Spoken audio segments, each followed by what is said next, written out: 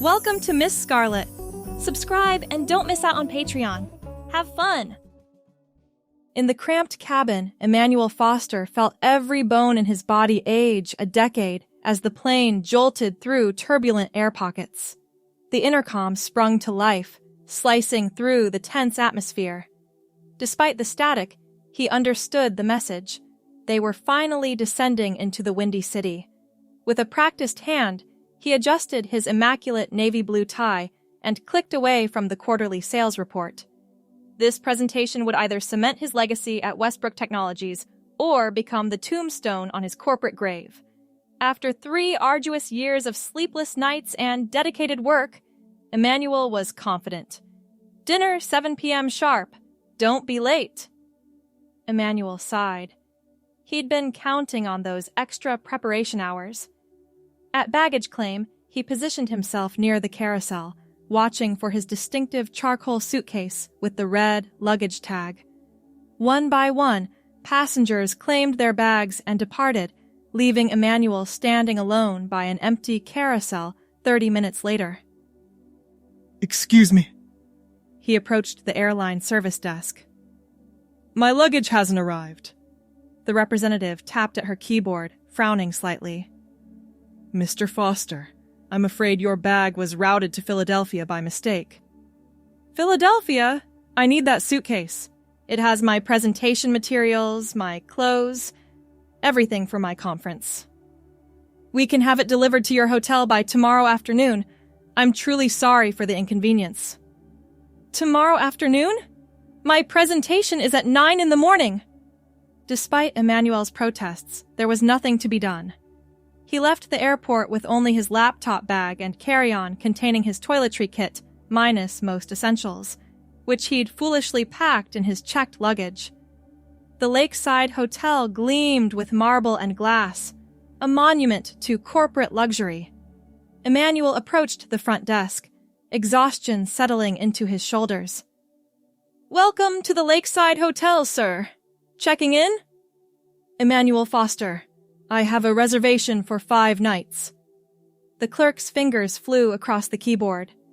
Yes, Mr. Foster. You're all set in room 1542. The daily conference breakfast begins at 6:30 in the grand ballroom. Thank you. Also, I've had a luggage situation. The airline lost my suitcase. Is there somewhere nearby I can purchase some essentials, toiletries, maybe even some clothes? Oh, I'm sorry to hear that.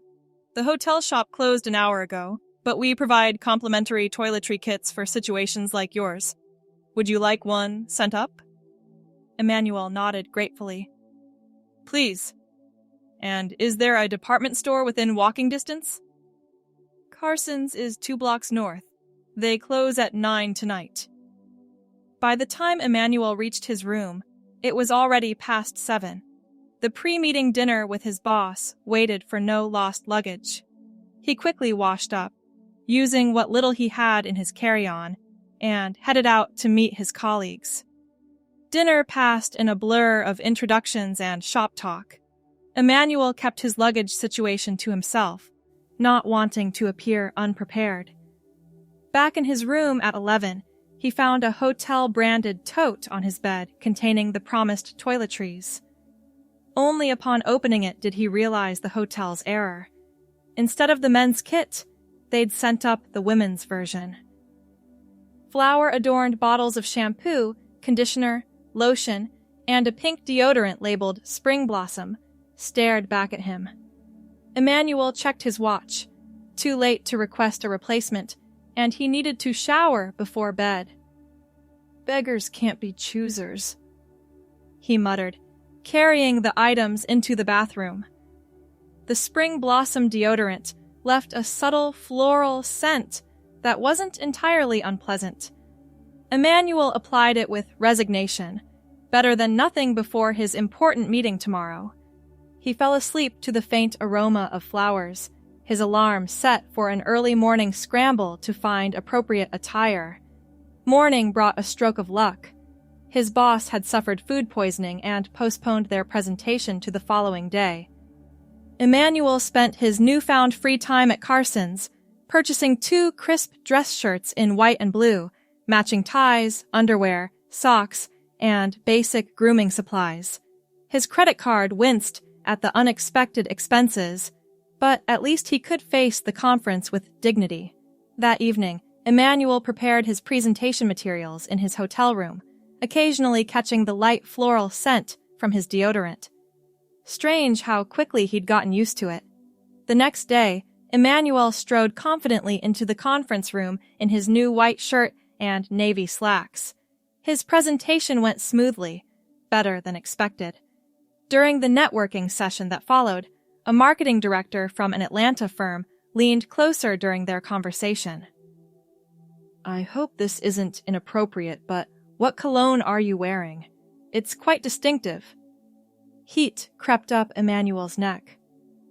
"Oh, just something I picked up recently. Nothing special."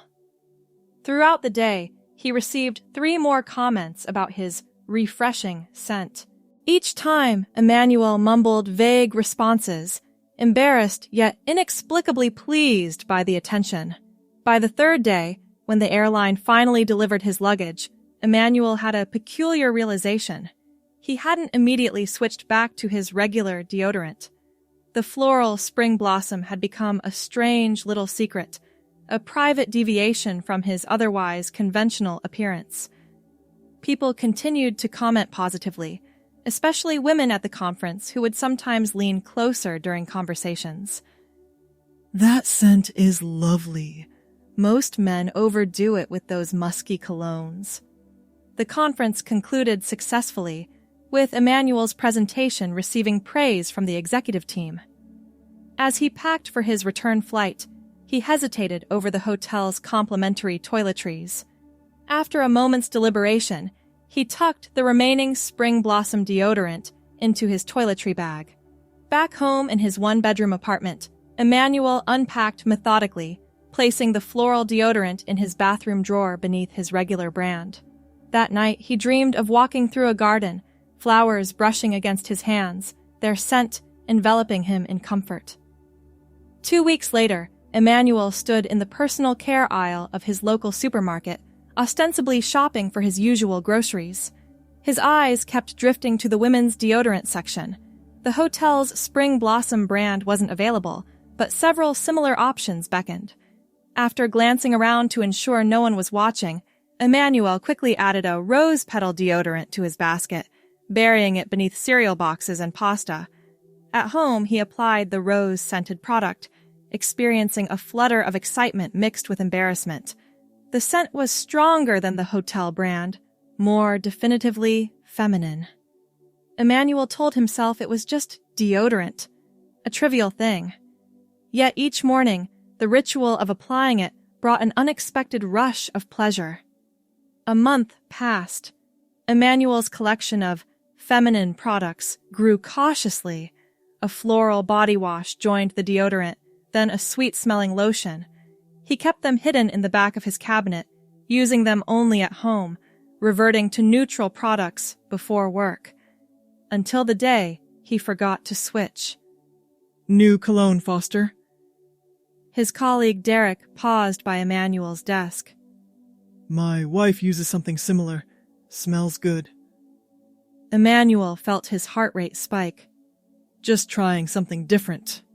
It works. Hey, about the Henderson account." The conversation shifted to business, but Emmanuel remained distracted.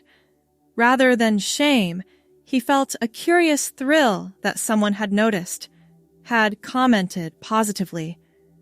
That evening, he stood longer than usual before the mirror, studying his features, the straight line of his jaw, his blonde hair grown slightly longer than his usual close crop, his broad shoulders beneath his button-down shirt.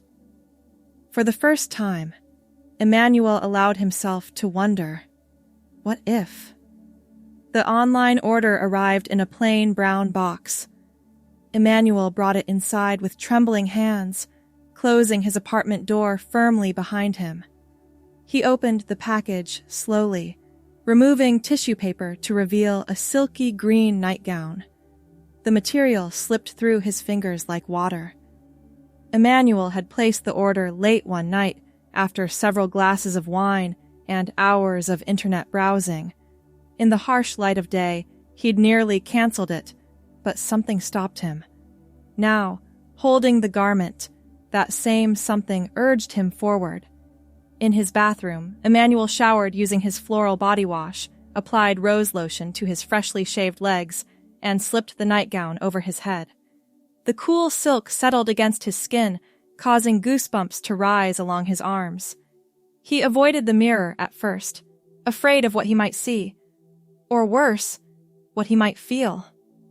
When he finally looked up, the reflection startled him. The person gazing back wasn't entirely Emmanuel, yet wasn't a stranger either. The green complemented his fair skin and brought out flecks of color in his hazel eyes. His blonde hair, now reaching past his ears, softened the angles of his face. That night, Emmanuel slept in the nightgown, experiencing the most restful sleep he'd had in years. Spring arrived. Emmanuel's private collection expanded. Delicate underwear, a flowing skirt he wore only within the safety of his apartment, a blouse ordered online that he paired with his regular slacks when working from home. Each new item felt like unveiling another layer of something that had always existed beneath the surface. At work, subtle changes manifested. Emmanuel grew his blonde hair longer, claiming he was trying a new style. He switched to more neutral-colored clothes that could accommodate his gradually changing preferences without drawing attention. The floral scents became his signature, no longer hidden, but embraced as his personal style. During a video call with clients, a female VP commented, "Emmanuel, your skin looks amazing lately. What's your secret?" He smiled, no longer embarrassed. Good moisturizer, and plenty of water. In truth, he had begun a skincare routine he'd researched extensively, learning techniques from beauty blogs and videos late into the night.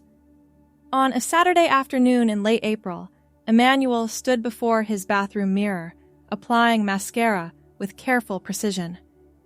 The skill had taken weeks to master, but now the movements felt natural. His makeup was subtle. Light foundation, a touch of blush, mascara, and tinted lip balm. Nothing that would shock if he encountered a colleague, but enough to align his outer appearance with his evolving sense of self. The doorbell rang, shattering his concentration. Emmanuel checked the time. His grocery delivery wasn't due for hours.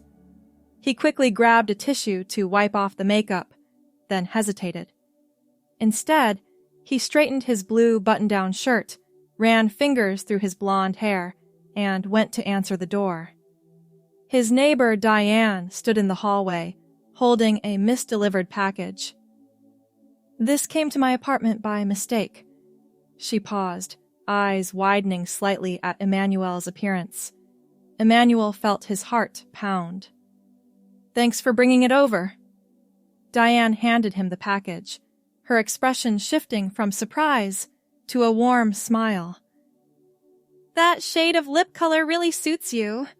I could never pull off that natural rose tone with my complexion." The simple acknowledgement, free of judgment, left Emmanuel speechless momentarily. "Thank you," he managed, finally. "I'm still figuring it out." "Well, you're doing great. If you ever want recommendations, I've got a bathroom full of products I never use. Subscription boxes, you know how it is." "I'd like that," Emmanuel said, surprised by his own response. That brief exchange marked a turning point. Emmanuel began to venture outside his apartment, wearing subtle makeup, testing the waters of public reaction. Most people didn't notice or didn't care. Those who did, primarily women, often offered compliments or knowing smiles of solidarity. During a therapy session he'd begun months earlier, Emmanuel finally verbalized what had been forming in his mind. "I think I might be transgender," he said, the words hanging in the air between them. His therapist nodded encouragingly. How long have you been considering this possibility? Since Chicago, I suppose, but maybe forever in ways I couldn't articulate. Emmanuel described the lost luggage, the women's deodorant, the cascade of realizations that followed. Have you thought about a name? Many people exploring their gender identity find choosing a name meaningful. Emmanuel hadn't actually considered this yet. I don't know. That feels like such a big step. There's no rush. This is your journey. At your pace. That evening, Emmanuel researched names, testing them silently, seeing which resonated. Aaliyah caught his attention. Beautiful, melodious, meaning ascending or rising. He whispered it aloud, feeling a surge of recognition. Aaliyah, he repeated, more confidently. The name felt right, like coming home to a place he'd never been, but somehow recognized. The following months brought gradual transformation. Emmanuel, increasingly thinking of herself as Aaliyah, began hormone therapy after consultation with specialists. She told her immediate supervisor at work, who responded with unexpected support, helping develop a transition plan for the workplace. Aaliyah began wearing her hair longer, styled in soft waves that framed her face. The company's HR department worked with her to update her email signature and identification badge. Colleagues adjusted to her new name with varying degrees of effort but generally respectful intentions. Some days were harder than others. Family reactions ranged from immediate acceptance to confused distancing. Old friends disappeared. New ones emerged. Through it all, Aaliyah kept the original hotel Spring Blossom deodorant on her dresser as a reminder. Not of Emmanuel, but of the catalyst that had awakened Aaliyah. 1 year after Chicago, Aaliyah stood before her full-length mirror, assessing her reflection. Her body had softened, her face taking on more feminine contours. Her blonde hair now reached her shoulders, cut in layers that accentuated her features. She wore a yellow summer dress, her first purchase in this vibrant color that she'd once considered too attention-drawing. The doorbell rang. Aaliyah slipped on white sandals and grabbed her purse, checking her natural-looking makeup one last time. Today marked her first date since beginning transition, coffee with a woman from her support group who had asked her out after last week's meeting. Aaliyah opened the door to find Melissa waiting, wearing a blue sundress and a warm smile. "You look beautiful," Melissa said. "Yellow is definitely your color." "Thank you." Aaliyah closed her apartment door behind her, stepping confidently into the sunshine. "I'm finding that I like bright colors now." As they walked to the cafe, Aaliyah realized she hadn't once thought about how others might perceive her. The constant background anxiety that had accompanied Emmanuel throughout life had gradually diminished, replaced by a growing sense of authentic presence. At the cafe, they found a table near the window. Their conversation flowed easily, touching on books, films, mutual friends, and eventually their respective journeys. "When did you know for sure?" Melissa asked, stirring her iced latte. Aaliyah considered the question. "There wasn't a single moment. More like a series of permissions I gave myself, each one revealing another piece of truth." She smiled, remembering. "Though it started with deodorant, believe it or not." "Deodorant?" "Lost luggage, a hotel mix-up. Sometimes the smallest things open the biggest doors." Melissa nodded. "For me, it was a Halloween costume. My friends dared me to dress as a male rock star. The moment I saw myself, something clicked." After coffee, they walked through the park, stopping to watch a group of ducks on the pond. Aaliyah felt the sun warm on her bare shoulders, her yellow dress catching the breeze. A family passed by, the mother smiling at the two women as her children ran ahead. "Would you like to do this again sometime?" Melissa asked, as they prepared to part ways. "I'd like that very much," Aaliyah replied. That evening, Aaliyah added a new entry to the journal she'd been keeping since beginning her transition. She wrote about the date, about the yellow dress she'd finally had the courage to wear in public, about the simple joy of being seen as herself. Before bed, she performed her nightly routine, cleansing, toning, moisturizing. She applied her favorite floral scented lotion, the ritual now comfortable and affirming. On her dresser sat the original spring blossom deodorant from the Lakeside Hotel, empty now, but kept as a reminder of beginnings. Aaliyah's phone chimed with an incoming email. Her company had approved her request to represent them at next month's industry conference. In Chicago, at the same hotel where everything had begun. She smiled at the symmetry. This time, she would pack carefully, bringing everything she needed. This time, she would attend as Aaliyah, the woman who had always existed, waiting patiently to emerge. This time, she would wear yellow. Summer arrived with record heat. Aaliyah adapted her wardrobe, discovering the comfort of sundresses and the confidence that came with each public outing.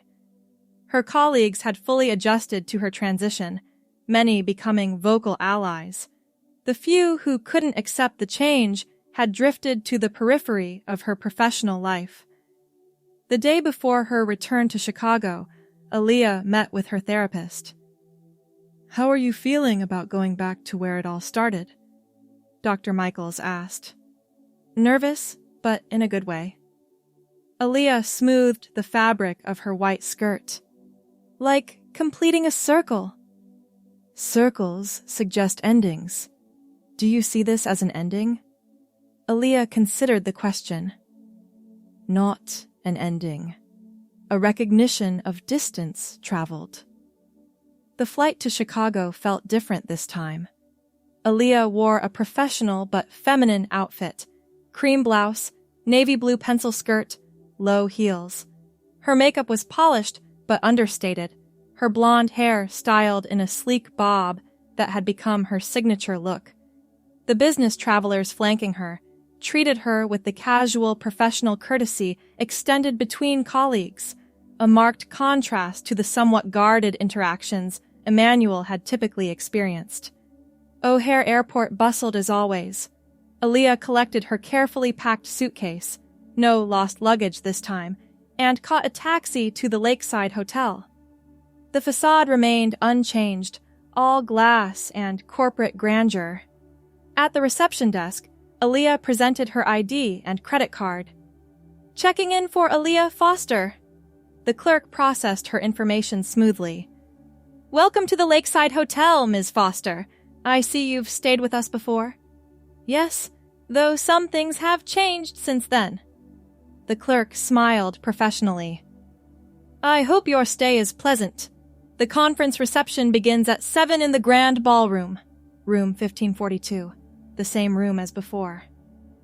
Aaliyah wondered if this was coincidence, or if the hotel assigned returning guests to familiar accommodations.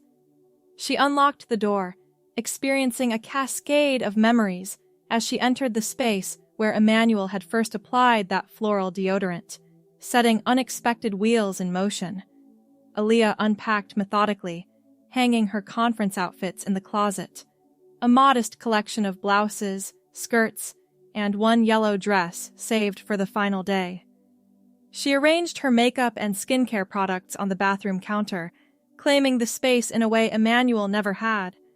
The conference reception provided the first test of professional reactions.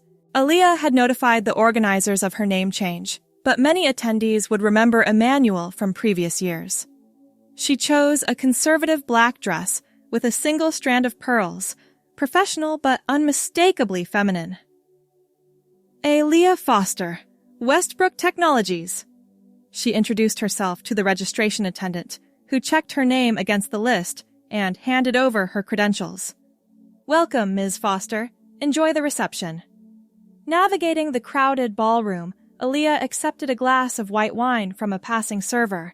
She spotted several familiar faces from previous conferences, including the marketing director from Atlanta who had first commented on Emmanuel's cologne. Taking a deep breath, Aaliyah approached her. "Barbara, Aaliyah Foster from Westbrook. We met last year. I was Emmanuel then." Barbara's eyes widened momentarily before her professional demeanor reasserted itself. "Of course! Wonderful to see you again." She extended her hand. "You look absolutely radiant!" The genuine warmth in Barbara's voice dissolved some of Aaliyah's tension. "Thank you. It's been quite a year." "I can imagine. Are you presenting again? Your session last year was extremely informative." "Thursday morning. Data integration strategies." "I'll put it on my calendar." Barbara sipped her drink. "You know, I hope this isn't too forward, but I've always had an excellent sense for people who are truly comfortable in their skin. Last year, I sensed something constrained about you. Tonight, that's gone." Aaliyah felt unexpected emotion tighten her throat. "That might be the nicest thing anyone said to me in a professional context." The evening continued with similar interactions, some awkward, most respectful, a few genuinely affirming. By the time Aaliyah returned to her room, she felt a growing certainty that this return to Chicago had been the right decision. The following days passed in a whirl of sessions, networking events, and professional discussions. Aaliyah's presentation on Thursday received positive feedback, with attendees focusing on her expertise rather than her appearance. Several women from various companies invited her to an informal dinner group, where conversation ranged from industry trends to the shared experiences of women in tech. On the final day, Aaliyah dressed carefully in her yellow sundress, bolder than her previous conference attire, but appropriate for the closing luncheon. The color drew compliments throughout the morning. During the lunch break, Aaliyah stepped outside to enjoy a rare moment of solitude and Chicago sunshine. A voice behind her broke into her thoughts. "Excuse me, Aaliyah?" She turned to find Derek, her colleague from Westbrook, approaching with a hesitant smile. Their interactions since her transition had been cordial but distant, and she hadn't expected to see him at this conference. "Derek, I didn't know you were attending." "Last-minute addition. Your boss thought someone should be here for the manufacturing sessions." He gestured to the empty bench beside her. "Mind if I join you?" Aaliyah nodded, mentally preparing for potential awkwardness. Derek sat, maintaining a respectful distance. "Your presentation yesterday was mentioned in 3 different sessions I attended. People were impressed." "Thank you." A moment of silence stretched between them before Derek continued. "I owe you an apology. When you first came out at work, I didn't know how to react. I said all the right things, but I wasn't actually supportive." Aaliyah studied his expression, finding genuine regret. "We can't force understanding. It comes at different paces for different people. Still, you deserved better from a colleague who's worked alongside you for 3 years." He hesitated. "The thing is, seeing you here, listening to how everyone talks about your presentation rather than gossiping about your appearance, it's made me realize how little actually changed about the things that matter. You're still the same brilliant analyst who helped me through that disaster with the Henderson account." The simple acknowledgement of her professional continuity touched Aaliyah deeply. "That means a lot, Derek. Thank you." "I notice you still wear floral scents," he commented with a slight smile. "My wife was right. They do suit you." Aaliyah laughed, the tension dissolving. "That's actually where it all started. This hotel gave me women's toiletries when my luggage was lost last year." "Seriously? That's what sparked your transition?" "Not exactly, More like it gave permission for something that was always there to finally surface. They rejoined the conference separately, but Aaliyah felt another piece of her past and present connecting harmoniously. The closing reception found Aaliyah in a circle of new professional connections, exchanging business cards and LinkedIn information. Barbara from Atlanta approached, accompanied by an older man in an expensive suit.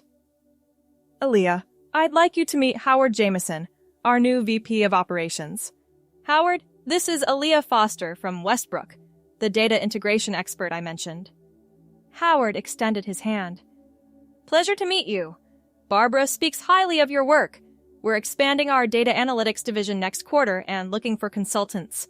Would Westbrook be interested?" Aaliyah maintained her professional composure despite her excitement. "We're always exploring new partnerships.